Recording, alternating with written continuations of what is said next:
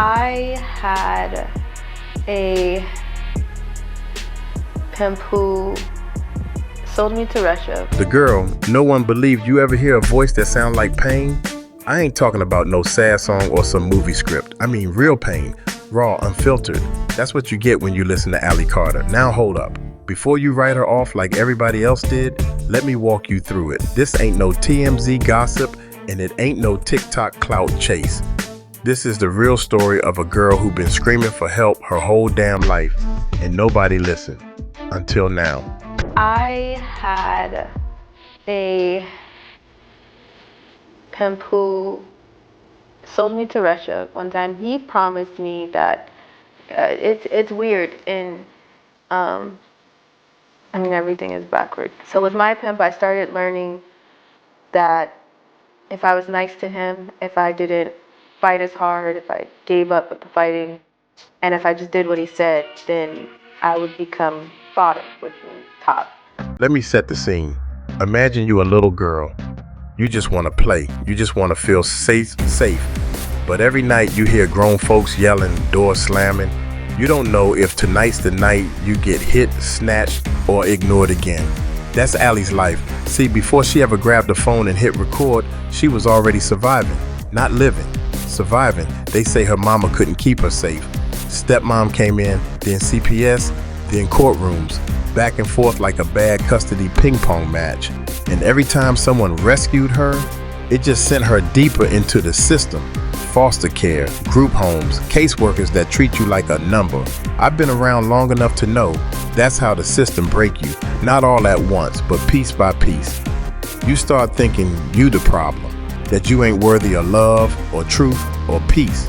Don't give a shit because it happened, and I was the type of kid that thought that, you know, you're in the presence of royalty and they make it seem like you're in the presence of Hollywood, so you should be honored and you should be appreciating that you're there. And I was that person. I totally acted like that. I was like, oh, it's fine, you know, it really doesn't matter. But then it really did matter. Allie didn't just get failed by her family.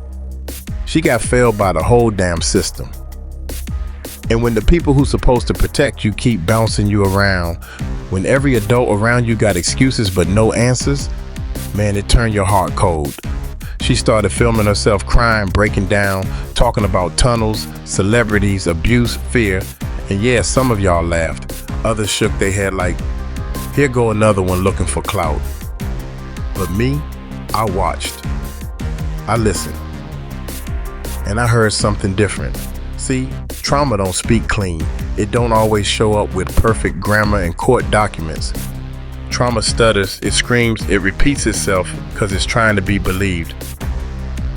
You ever stub your toe so bad you just tore out cussing at the wall? That's how trauma hit. And Allie, she ain't just stubbed a toe, she been crushed. And yet she's still talking, still fighting, still trying to be heard. One clip that shook the internet, her screaming at the cops. Now I always say this, I'm allergic to jail. I try my best to do right, stay calm, stay away from drama. Cause I know how fast your life can get snatched up when the badge come out. You were waiting on a canine. For what? Because you called for alcohol at first, and now you have a mask on, which we've been live this entire time. Why do you have a mask on now?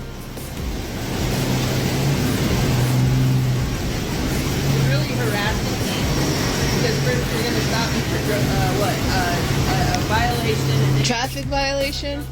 Drunk driver? you're getting me on drugs and shit, and you're upset because I didn't pull over. But Allie, she ain't had that luxury. She's so broken, she ain't trust nobody, not even police. That one video where she yelling in their face, yeah, it made people uncomfortable. But I saw a woman reliving something. She wasn't just mad, she was scared. That ain't no act. That's lived pain. You can fake tears, but you can't fake that shake in your voice when you reliving hell. Let's rewind real quick. Imagine you 9 years old and the people who's supposed to raise you argue over who don't want you. Your clothes come in garbage bags. Your name's on a file. Every birthday, a new bed, new faces, no hugs. You start to believe the lie that maybe you don't matter. That's how you get an Allie Carter. That's how you create somebody who explode online with pain because she got no place else to put it. And y'all remember that TikTok live where she looked like she hadn't slept in days? Talking wild, eyes darting, voice cracking. I ain't gonna lie, first time I saw it, I was like, damn, she losing it. But then I thought, what if she's not? What if this is just the first time someone finally recorded the truth? Y'all know this channel, like it's about helping people. That's what Uncle Mike do. Not clout chasing, not shaming victims, just helping people tell their story.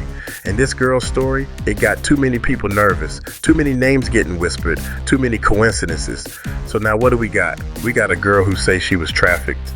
We got names, big names, Diddy, Oprah, the Playboy Mansion, underground tunnels, CPS. We got people saying she crazy. We got videos that say otherwise. We got silence from her, no new clips, no lives, nothing. She just gone. And now folks asking Uncle Mike, have you talked to her? No, I ain't talked to her, but I feel this weight, fam. Like something ain't right. Cat Williams dropped hints. TikTokers raising red flags. People who never believed her now asking where she at. If this was your sister, your niece, your daughter, you'd want to know too, even if she made up half of it. Don't the other half deserve justice? We ain't talking about a joke. This is a human being, a broken one, yeah, but maybe a truthful one. We don't know the whole story yet, but we gonna find out. So yeah, this is just part one. The foundation, the backdrop, the pain before the storm. Allie Carter, the girl no one believed. But now we looking closer, we listening. Because this time, she got Uncle Mike telling the story. This getting juicy already. You got both sisters. One sister is on Allie's side, I guess, saying that yes, they was abused. And you got the other sister on the mama side. So, good God Almighty, big baby. CPS and the broken system. Extended Section A. Let's take it slow now, real slow. Now picture this, a girl sitting on a cracked front porch. It's early, sun ain't even up good yet. She's got her head down, hoodie pulled tight, a trash bag at her feet with everything she owns stuffed in it. That's Allie Carter, and this was her third removal. See, CPS didn't show up like heroes in capes. They came with clipboards, fake concern, and cold hands. That's how it feels when the state steps in, cold. They don't tell you what's happening. They just move you like furniture, like luggage, like your life ain't yours no more. You 12 years old and suddenly your whole life fit in one hefty bag. No goodbye, no closure. Just let's go. She said the ride in the back of that state car was quiet, the kind of quiet that ain't peaceful, the kind that screams in your chest. She stared out the window, not crying, not talking, just imagining all the faces she'd never see again. Her little cousins, the corner store lady who used to slip her a free juice, her dog, all gone. And where they take her, a group home 2 hours away, looked like a jail with peeling paint and locked pantry doors, the smell of bleach and mildew, the kind of place where you learn quick and keep your mouth shut, your shoes on, and your back to the wall. Let's pause right here. I showed up to foster care and my head stunk so bad. Black girl hair, you know that after it gets dirty to a certain extent, it will stink. Okay? Wow. The dandruff was flying in my face. My face was breaking out. So I had to do something. And I started doing my own hair. Because I didn't have any other choice. So when I turned 19, after I turned 19, I was after I got adopted. So I want to say I was about 21. I started volunteering at foster agencies to just let them know if any baby needed my help. So they weren't bullied at school. So they didn't feel gross. So their hair wasn't matted together. I was volunteering and braiding kids' hair. And I was going and picking up the supplies with my own money.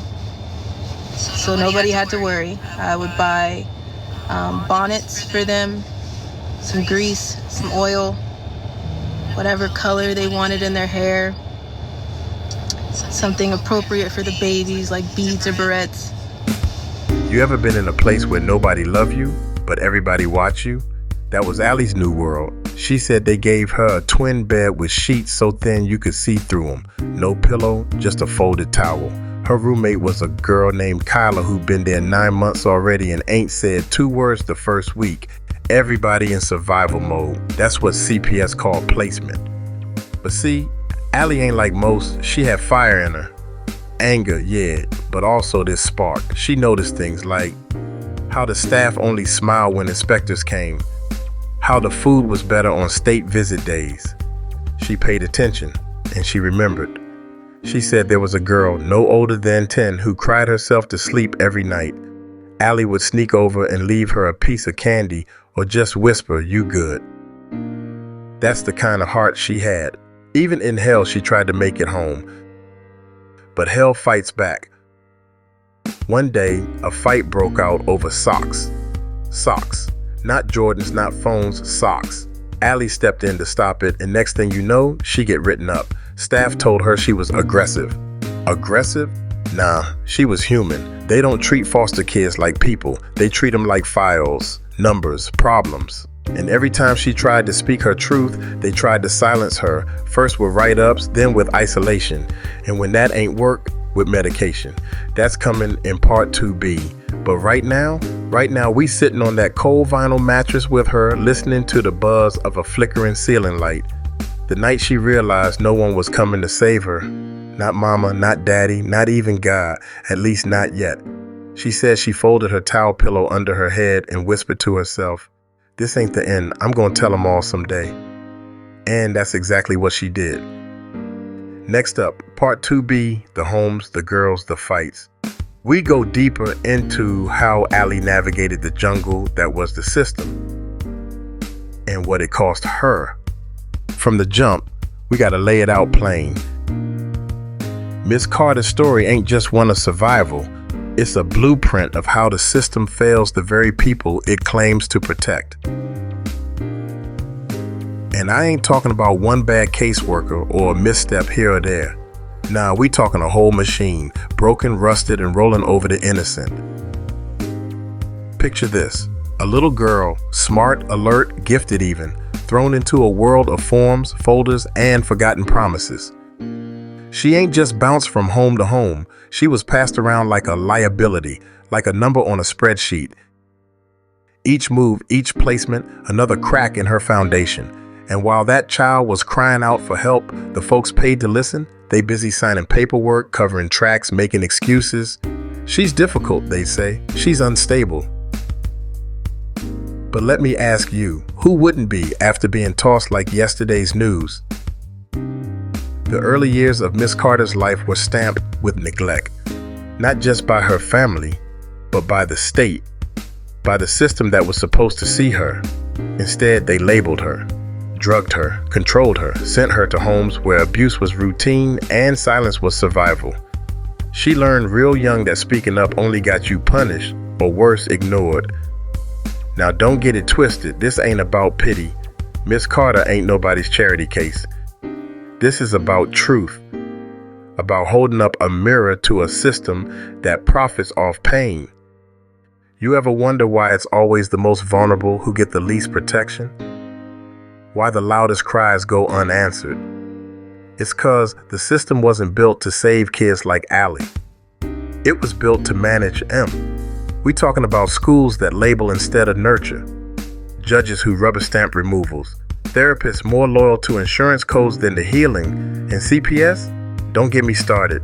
The same people who were supposed to be her safety net, they were the ones tangling her in red tape, lost records, misplaced reports, ongoing investigations that led nowhere.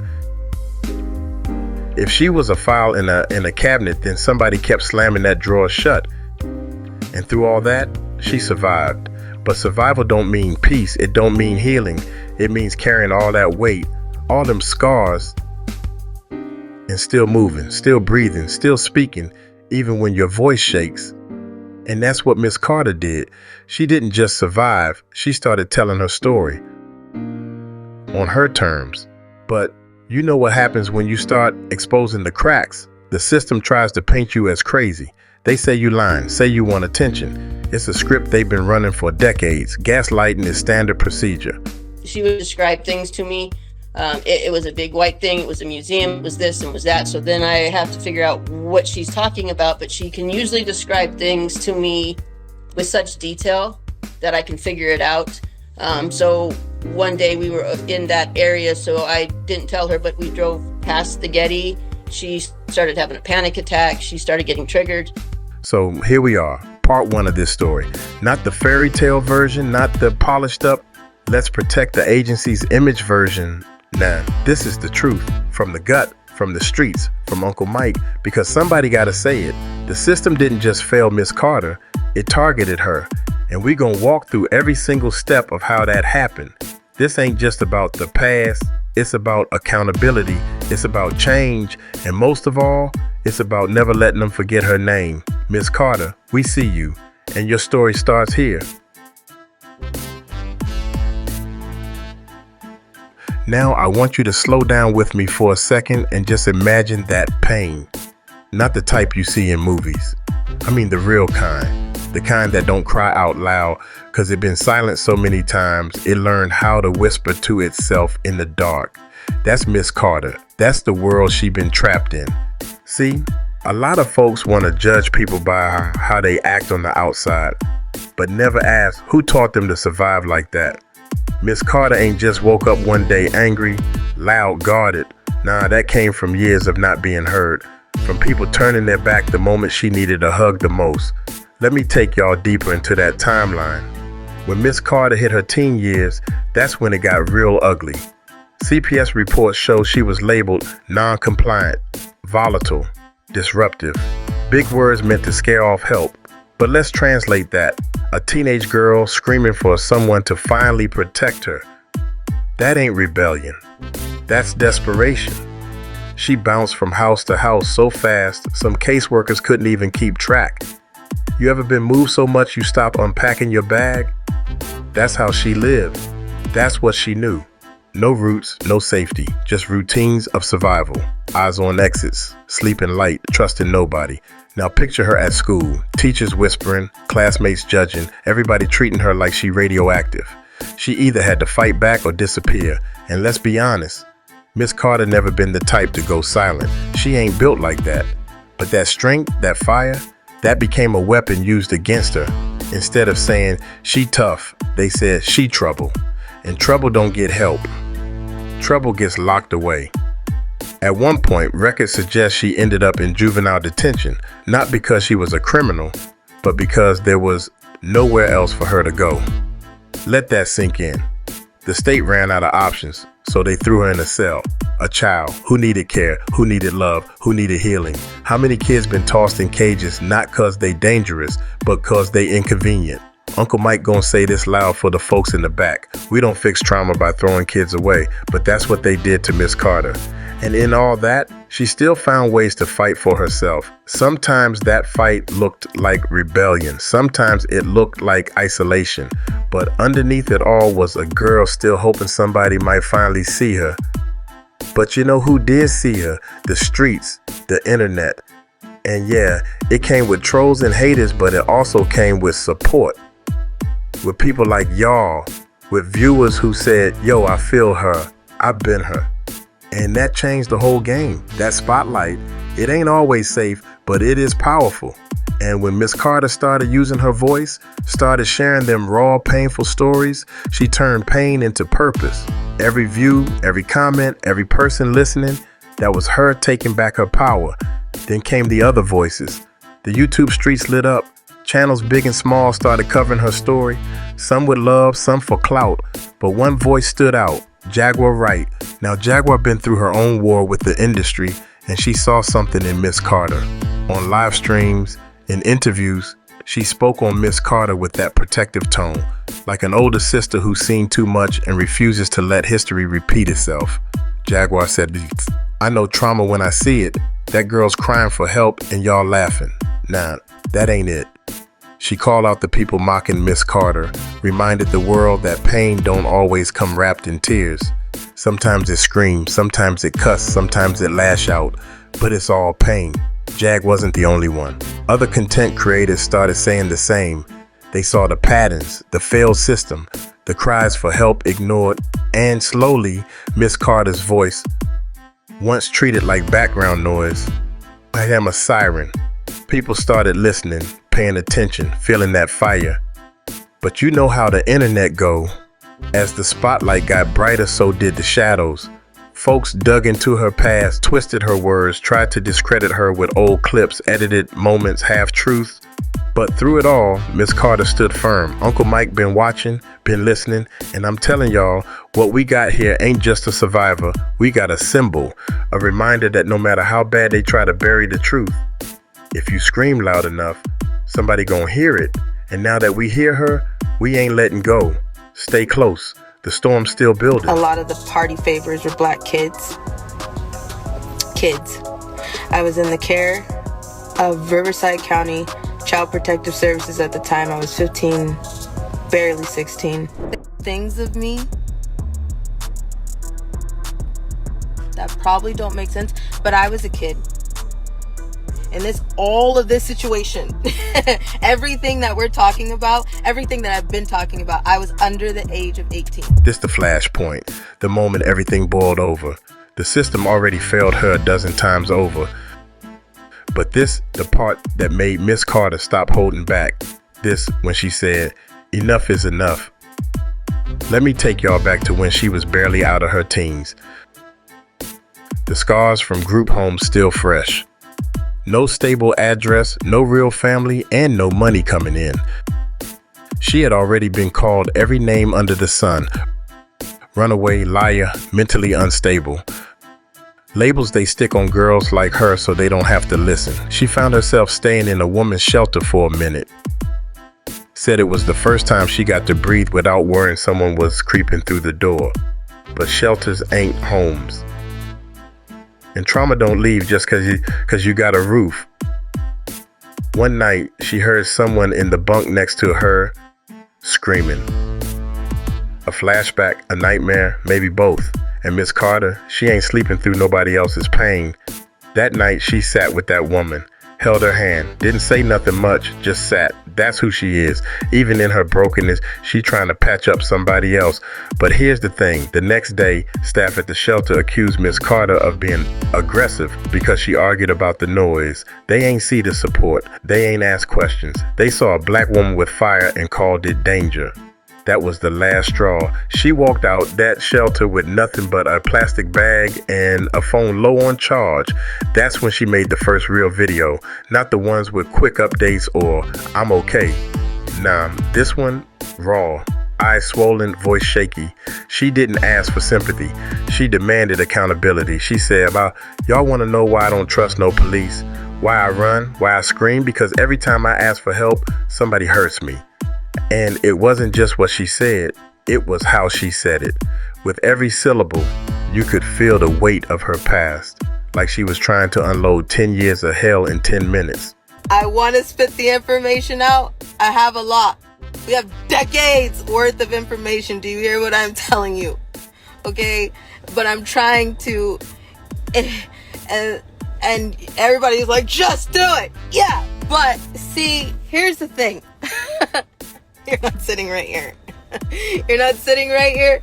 And it cuts deeper than probably a financial problem. It cuts deeper than a spiritual problem. It cuts deeper than a location problem. It cuts deeper than a soul problem. Okay? It takes a minute. It takes a minute to get up. It takes a minute to get out the corner. And for those who are like, okay, so testify. Nope, because listen. Nope. That video went semi-viral.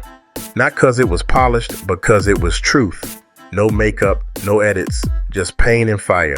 It opened the floodgates. Folks started reaching out. Survivors, advocates, content creators, but also trolls. People who screenshot her tears, made jokes, said she was performing. That's the internet for you. Some come to heal, some come to harm. Now here's where things start twisting. Around that time, Miss Carter's biological mother popped up on YouTube. Out of nowhere, going live, saying all kind of wild stuff about her daughter.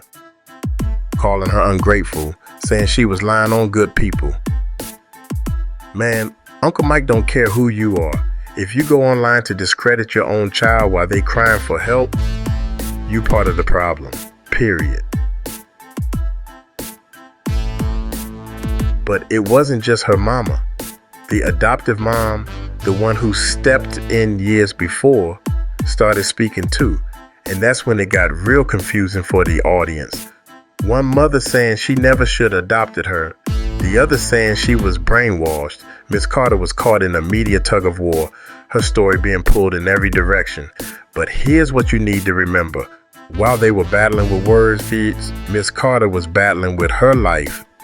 And in the middle of that, she kept posting, kept talking, kept putting her face out there even when it was swollen, even when she looked like she hadn't eaten in days. That's courage most folks don't understand. Most of us won't post unless the lighting right. She was posting in survival mode, and that courage, it reached folks. Jaguar Wright saw those videos and stepped in loud. She said, "Y'all ain't gonna do this girl like the rest, not on my watch." Jaguar started going live about Miss Carter, telling folks to pay attention, to listen before they judge. She shared her own trauma, how the industry tried to shut her up, and said Miss Carter reminded her of that same fight, and Jaguar wasn't alone. A whole online army started to form. Hashtags, videos, lives, comment sections full of, "I believe her." Uncle Mike watched all that and thought, this ain't no ordinary internet moment. This a movement. But every movement got pushback. The police, they saw the videos too. And they ain't like the spotlight being turned on their failures. They started pulling up on her more, questioning her. Even when she wasn't breaking no laws, she felt like a target. One night she recorded herself getting stopped and posted it. That clip alone got thousands of views. She wasn't yelling, she wasn't wilding, she was calm, tired, and still disrespected, like her existence was an inconvenience. You could hear her say, "This is why I run. Every time y'all show up, it's not to help me, it's to remind me I'm not safe." And that right there, that line, it summed up her whole relationship with authority.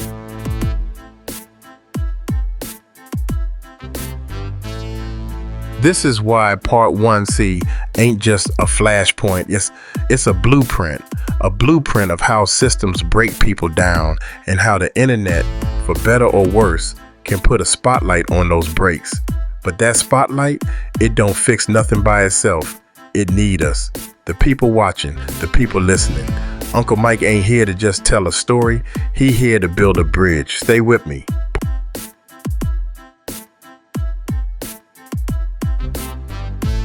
Now, if you thought Part 1C was heavy, buckle up. Because what happened next, that's the part they don't show in the headlines, the build-up, the quiet moments, the slow erosion of hope that pushes somebody from barely surviving to finally snapping. And let me tell you something right now, Miss Carter didn't just explode one day. Nah, she unraveled inch by inch, thread by thread, while the world watched, judged, and stayed silent. Let me take you into those invisible days. The ones between the viral moments, where it was just her, a busted phone battery, no clean clothes, and no place to sleep.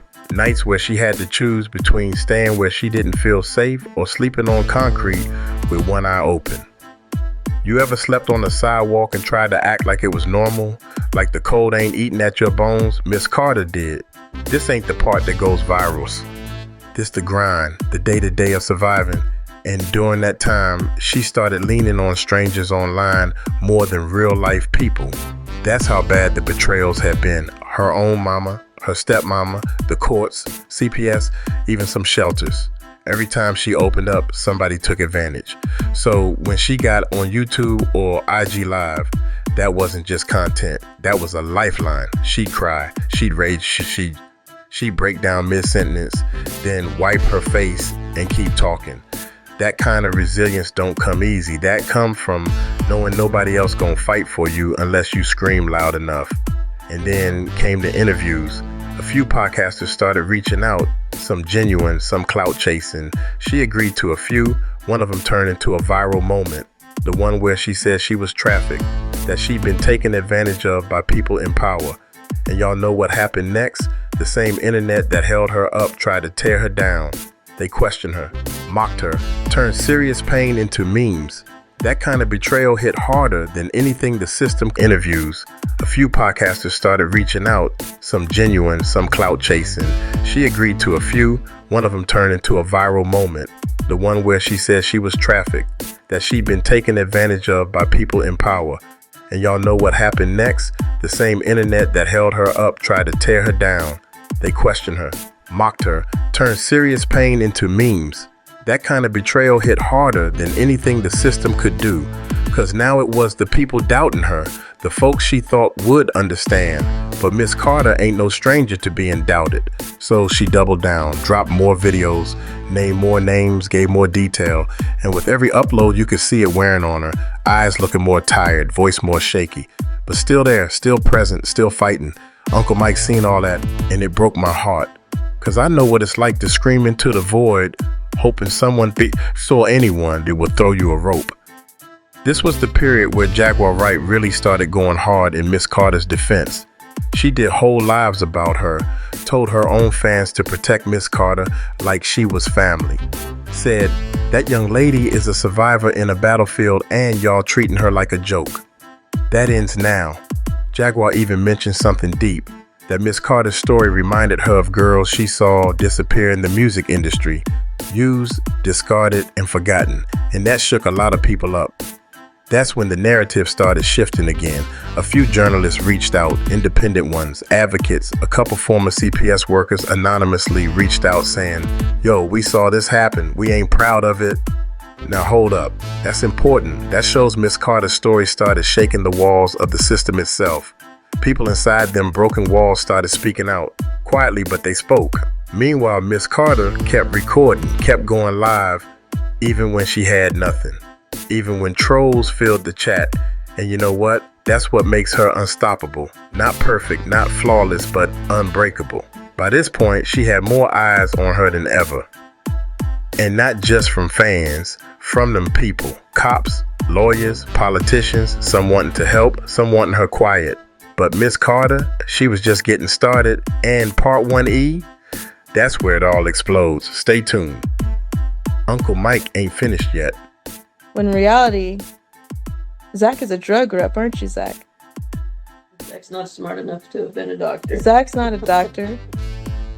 Zach's not a pediatrician. He wanted me to believe that he was a pediatrician in Norco, Eastvale, California. But in reality, Zach is a drug rep in Eastvale, California that has many different friends that he's walked into doctors' offices and... Well, and they're doctors that also participate in child sex trafficking. as much as they participate in drug trafficking. This the part right here where it all blew up. You ever seen a pressure cooker hissing and shaking before it finally explodes? That was Miss Carter. Years of trauma, silence, betrayals, gaslighting, and straight up survival, all boiling under the surface. And then, boom. It wasn't just a cry for help no more. It was a full-on declaration. Y'all gonna hear me whether you like it or not. So let me walk you through the explosion. After Jaguar Wright started backing Miss Carter, things got loud. Jaguar didn't whisper support, she yelled it, called out platforms for ignoring Miss Carter, exposed how media will run 100 stories on drama but ignore a woman crying for help in plain sight. That gave Miss Carter fuel, gave her the sense that she wasn't alone anymore. Valley Garter goes into witness protection. We'll never see her again. Allie Carter, wherever she is, she's safe right where she is. I can tell you right now, the second that you put your life in the government's hands,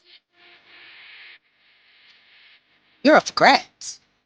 Because all it takes is one corrupt government official who's been paid very well to handle up on you, and then all of a sudden,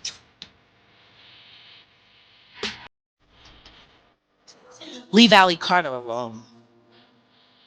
And leave me alone. Do you know what a score that would be for the Illuminati if they could get me and Allie Carter together at the same time? So what did she do? She dropped the longest, rawest video yet, 45 minutes, No script, no filter, just pain, rage, love, and confusion, all wrapped in one. She talked about being taken, being used. She told stories that made people sick to their stomachs, and she did it all with conviction. She said, "They told me if I ever talked, I'd end up missing. They told me people wouldn't believe me, but I don't care no more. If I disappear, let this video be the truth that stays." She wasn't just some girl venting. She became a symbol of what happens when the system chews you up and spits you out. Her video hit 100K views in days. Bigger YouTubers started reacting. Some were genuine, others just wanted clicks. But still, the message spread. Now, y'all know when light gets too bright, the shadows start shifting. That explosion, it caught the attention of more than fans. We talking law enforcement, old case workers, and people from her past who were real quiet up till then. Somebody from an old foster home did a live and tried to discredit her, said Miss Carter was always troubled, but the internet wasn't buying it. They pulled receipts, found old footage, testimonials, even a few court docs. People started investigating for real. It turned from sympathy to scrutiny, not of her, but of the system that let her fall through the cracks. Even Uncle Mike had to step back and say, "Wait, this is bigger than Miss Carter. This the whole damn pattern." Then came the backlash. Police rolled up on her one night while she was live streaming, said there was a report of her causing a disturbance. But the camera stayed rolling. The world watched it live. No crime, no threat, just a woman sitting in a public park talking to her phone. But the look in them officers' eyes, like she was an inconvenience. That live hit a nerve. It became undeniable. You couldn't say she was lying. You couldn't say she was exaggerating, not when you saw it with your own eyes. And in that same week, her name started trending.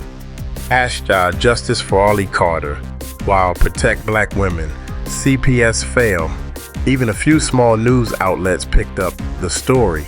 But the internet moves fast, real fast, and soon people noticed she went quiet. No new posts, no live streams, comments piled up.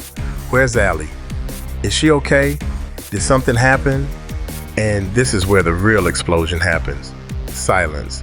Her voice, that had been speaking every day, suddenly vanished. Not a peep. Uncle Mike? I felt that silence deep. And I told y'all before, I ain't here to chase clout. I'm here to help people.